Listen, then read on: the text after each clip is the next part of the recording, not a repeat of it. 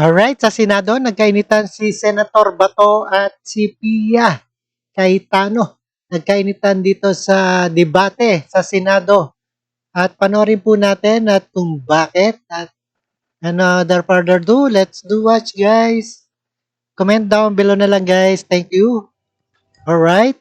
Mr. President, with the permission of the sponsor, as I mentioned to him in the lounge, I just really have a few clarificatory questions and maybe not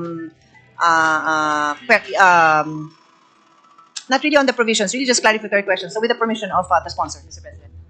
Yes, Mr. President, Your Honor.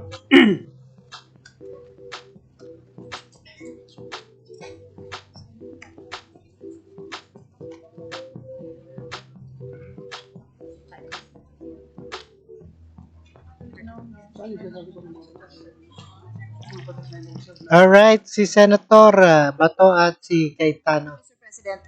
Mr. President, I am referring to the salient features of the substitute bill, which is part of the submission under the committee report. And it states here that the objective is as follows. The bill seeks to address the current loopholes in the country's criminal justice system by ensuring systematized representation in the police force. What does that mean, Mr. President? Systematized representation. How is that shown in the bill?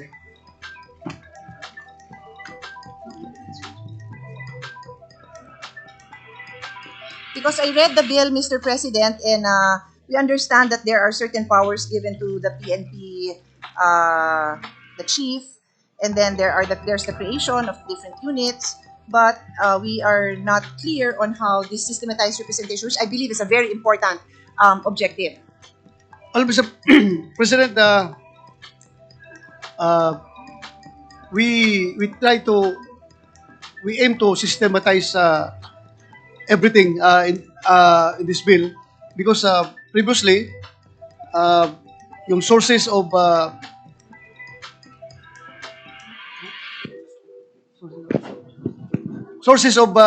legislation na pinanggalingan ay merong galing sa Napolcom, merong galing sa iba-iba pong sources, Mr. President. So, gusto natin isahin through this mission. What does His Honor mean by sources? Are you referring reference material or are you referring to the recruitment? Law, Mr. President. Law, Mr. President, Your Honor. So what His Honor is saying that this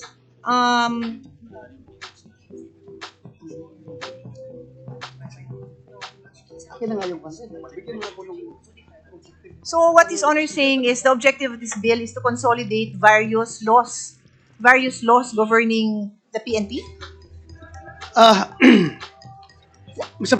Debating it here with my comsec about the term systematized representation in the police forces because this is not there is no mention about this in the bill itself. Yun na po, Mr. President. Yung kami nagdidebate dito dahil wala naman talaga, there's no mention about this in the bill. But it's a great objective. Would His Honor agree? Yeah, it's a good objective, Mr. President, Your Honor. It's a great objective. Magandang objective po ito. But I found it very difficult to defend this particular line because nothing in this bill that says about this objective.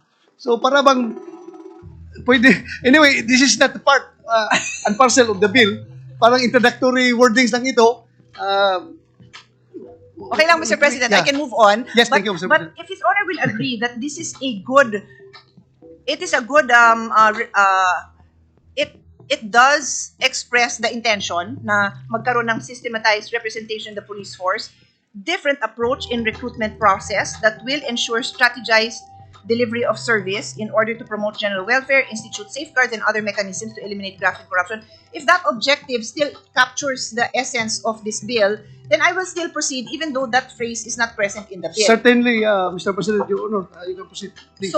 So ang next line kasi is different approach in recruitment. So I was really interested in that kasi my understanding na ako na lang magbibigay ng sarili kong understanding of systematized representation, and I'm pretty sure it's limited kasi nanggaling po yan sa mga experts nyo. But my limited understanding would be, tatagalugin ko, di magkakaroon ng sistema to ensure na meron tayong representation from all over the country. Naisip ko, not just sa gender, which is what I told His Honor na yun ang particular line of interest ko, to be sure na magkaroon ng representation ng kababaihan. And how will you go about that recruitment process? Will you go to the schools telling them that the PNP is going to provide a bright future for you? Ganun ba yun? Kasi hindi ko alam kung yun ang ibig sabihin nun. And then, baka the representation also means that they will recruit from all over the country so that those from the north and the south, you will have a united PNP.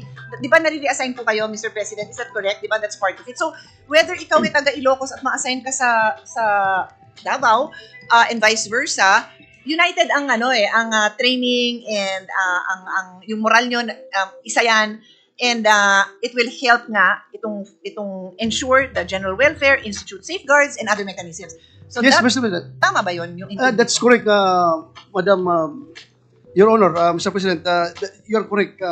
Actually, the PNP just follow one program of instruction in all its trainings, whether regardless of what region is conducting the training, Mr. President. Isa lang po yung program of instruction na sinusunod natin. But on that note, I have an issue with that because although I understand na iisa, would there already be modifications that would address the different backgrounds of your recruits such that it's possible that in certain regions, talagang equal ang tingin nila sa kababaihan. And then it's possible in certain regions with different cultures, mababa ang tingin nila sa babae. So, hindi pa pwedeng one kind of instruction only because kailangan maiba ang pananaw nung nire-recruit nyo sa lugar na yon to be sure that they're following the Philippine principle of equality among women. Kasi, paano kung magkaroon tayo ng general na hindi katulad nyo, na galing sa South pero hindi open-minded on the ability of a woman to rise through the ranks and to be a co-equal how many star general.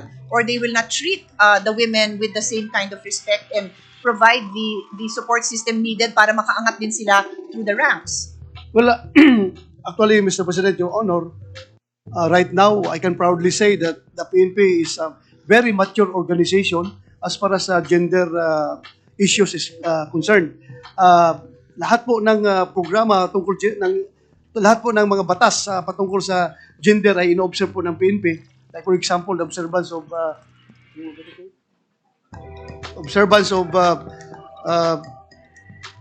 Republic Act number 6725, Republic Act 7192, the Magna Carta for Women Act. Lahat po ito in-observe ng PNP, Mr. President, Your Honor. At yung general policy po yan sa recruitment ng PNP that there should be at least 10% of the recruited of the recruits are women, and 5% of the budget of the PNP is dedicated for gender development. Mr. President, Your Honor. Thank you for that, Mr. President. I will revert with a quick comment on the percentage, no? Yung nabanggit niyo po is 15%, ang minimum of 15% yung goal, no? For the recruitment. For the recruitment. But right now, Mr. President, Your Honor, the actual strength of PNP is that the ratio is 1 woman, 2 women per 10 men in the PNP. That's 20%. So 20%. Oo. 20%. But tama ba yung assumption ko that there would be areas in the organization na mas maraming babae at meron ding mas konti? Yes, Mr. President, Your Honor, particularly on the area of administrative services, Okay. mas maraming babae doon kaysa lalaki. How about health? Kasi Health kung marami also. kayong nurse, chances are mas maraming babae. Marami ding nurse na lalaki, but chances are mas malaki ang, di ba, no? Yes, Okay. So, let's accept that there are areas that naturally inclined ang kababaihan doon. Maybe because since childhood, they were, yung mindset nila is administrative work, no? So, may mga accountant dyan, may mga bookkeeper, whatever. And then sa health din, madalas pumapasok dyan as nurses.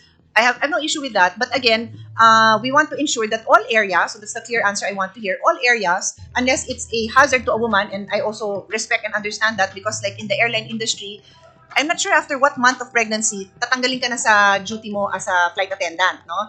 And that's for the safety of the woman. So I am very conscious of that and I would want to make sure that PNP takes into consideration the special biological functions of a woman. But on that note, meron ding efforts to ensure that may opportunity din ang mga babae to enter all fields. Yes, Mr. President. First of all, I would like to answer regarding the issue on yung yung yung sa women, Mr. President, I would like to assure you that there is no prohibition for women to enter in any field of the PNP or any subunits of the PNP. So, equal po ang opportunity ng isang babae at isang lalaki sa lahat ng unit na gusto niyang mapuntahan. In fact, yung the most difficult unit, the Special Action Force, marami pong babae doon ngayon na naka-assign. So, may equal opportunity na po, Mr. President, Your Honor.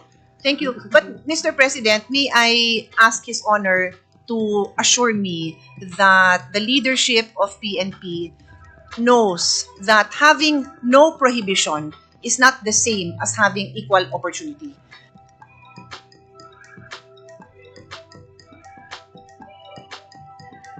Yung no prohibition simply means, hindi naman nakalakang pinto pumasok ka kung gusto mo.